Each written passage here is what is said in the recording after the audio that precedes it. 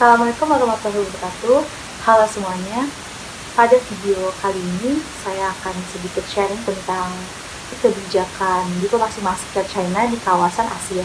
China merupakan negara pertama yang melaporkan adanya kasus COVID-19 yang melanda salah satu kotanya, yaitu Wuhan, pada akhir tahun 2019 lalu. Merebaknya kasus COVID-19 di dunia memunculkan stigma-stigma negatif terhadap China. China dituding sebagai negara yang harus bertanggung jawab akibat keterlambatannya dalam merespon kasus pertama COVID-19 di wilayah negaranya. Melihat hal tersebut, China merespon dengan mengeluarkan beberapa kebijakan yang dinilai berguna untuk menaikkan citranya di kancah internasional. Salah satu kebijakan China dalam hal tersebut adalah diplomasi masker ini, yang akan kita bahas di video kali ini. Dalam melihat studi kasus kali ini, saya menggunakan perspektif neorealisme sebagai pisau analisa untuk menganalisa perilaku dari China. Neorealisme sendiri mengatakan bahwa perilaku negara itu dipengaruhi oleh struktur internasional, yang dimana struktur internasional ini menjadi ramah bagi politik internasional. Perspektif neorealisme hampir sama dengan perspektif realis, namun tetap membuka atau tetap tidak menutup peluang bahwa suatu negara akan melakukan kerjasama dengan negara lain untuk mencapai tujuannya. Selanjutnya, saya juga akan menggunakan dua konsep lainnya sebagai pendukung. Konsep pertama itu yang saya pergunakan adalah konsep kepentingan nasional, yang dimana di sini kita akan melihat jelas bagaimana kepentingan nasional China dalam kebijakannya diplomasi masker ini terhadap negara-negara di kawasan Asia. Lalu konsep selanjutnya saya juga mengambil konsep geopolitik, yang dimana di sini China berusaha untuk mempertahankan kekuatan hegemoninya dia di kawasan geopolitik, melihat bahwa banyaknya stigma-stigma negatif yang terus menyerang negaranya, yang ini akan berdampak pada melemahnya kekuatan hegemoni China di kawasan Asia. Selanjutnya kita akan membahas tentang eksistensi China di kawasan Asia Timur dan Asia Tenggara. China merupakan negara besar yang berada di kawasan Asia Timur dan memiliki pengaruh yang cukup besar, terutama dalam pertumbuhan ekonomi di kawasan tersebut.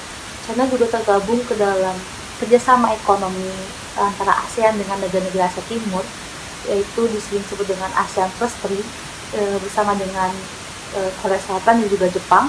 Selain itu, meningkatnya volume perdagangan China yang begitu besar. Terlebih lagi, investasi masuk ke dalam China juga meningkat dengan pesat pula.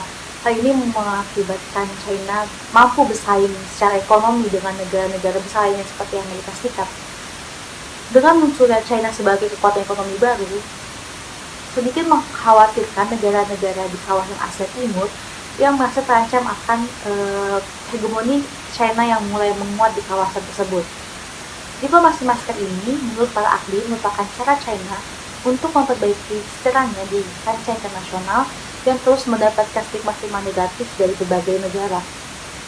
Diplomasi masker ini berupa bantuan yang diberikan oleh China, yaitu seperti bantuan peralatan medis, bantuan tim medis, bahkan China tidak segan untuk memberikan bantuan berupa dana, peminjaman dana dengan bunga yang rendah kepada negara-negara yang terdampak dari wabah COVID-19 ini.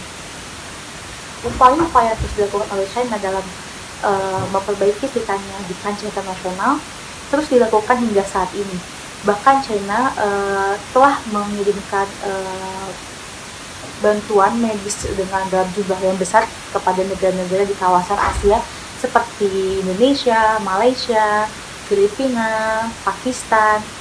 Bahkan China juga memberikan atau memperpanjang pinjamannya sebesar 500 juta US dollar kepada Sri Lanka untuk memerangi wabah COVID-19 ini. Dari upaya yang China lakukan tersebut, melalui diplomasi masker ini, kita bisa melihat dengan jelas bagaimana sikap yang ditunjukkan oleh China sangat mencerminkan dari teori realisme, yang dimana China tetap melakukan kerjasama terhadap negara-negara di kawasan Asia khususnya guna mencapai kepentingannya, yaitu ingin kembali menunjukkan eksistensinya di dunia internasional, ingin kembali mendapatkan kepercayaan oleh negara-negara di dunia. juga China tetap melakukan kerjasama terhadap negara-negara tersebut. Demikian pemaparan mengenai kebijakan diplomasi masker China di kawasan Asia. Maaf bila terdapat banyak salah-salah kata. Terima kasih sudah menonton. Wassalamualaikum warahmatullahi wabarakatuh.